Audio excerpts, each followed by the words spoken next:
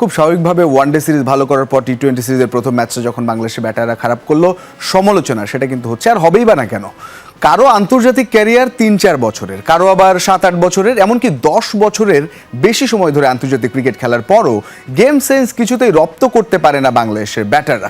উইন্ডিজের বিপক্ষে সবশেষ ম্যাচে যার বড় উদাহরণ শামীম পাটোয়ারি। বর্তমানে বাংলাদেশ দলে মিডল অর্ডারের ব্যর্থতার অন্যতম প্রধান কারণ গেম সেন্সেরও অভাব। লোয়ার মিডল অর্ডারে বাংলাদেশের বর্তমান স্কোয়াড বলুন কিংবা পাইপলাইন, সবার মাঝেই শামীম পাটোয়ারির পিঞ্চ হিটিং ক্যাপাবিলিটি হয়তো সবচেয়ে বেশি। মাঠে নেমে প্রথম বল থেকেই বাউন্ডারি হাঁকানোর সক্ষমতা রাখেন শামীম, তাই তো টি-20 দলের খুবই গুরুত্বপূর্ণ সদস্য তিনি। কিন্তু ওয়েস্ট ইন্ডিজের বিপক্ষে সোমবারের ম্যাচে ১৬৬ রান তাড়া করতে গিয়ে যখন অল্প রানেই ৩ উইকেট হারিয়ে বিপাকে বাংলাদেশ, তখন ৫ নম্বরে নামা শামীম পাটোয়ারির এই আউটকে বেপরোয়া বলাই যায়।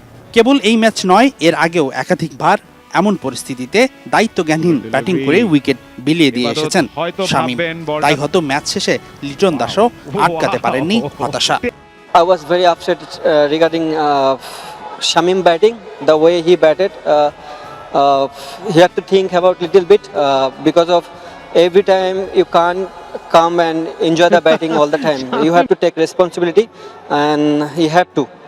তবে এই সমস্যা যে কেবল একা শামীমের তা কিন্তু নয়। ম্যাচের পরিস্থিতি বিবেচনা না করে অপ্রয়োজনীয় ঝুঁকি নিয়ে উইকেট বিলিয়ে দেওয়ার ঘটনাটা অধিকাংশ ম্যাচেই ঘটায় টাইগার ব্যাটাররা।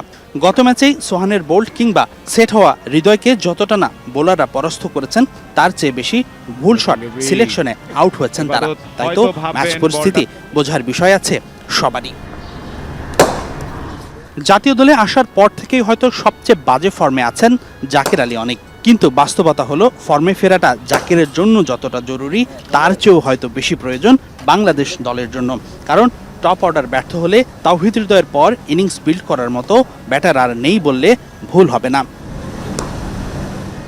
বাংলাদেশ দলের মিডল অর্ডারে যে সমস্যা হচ্ছে তার দায় এড়াতে পারবে না নির্বাচকরাও, কেননা তাওহিদ হৃদয়ের পর ৫ এবং ৬ নম্বর পজিশনে যারা খেলছেন তারা মূলত সবাই পিন সেটার।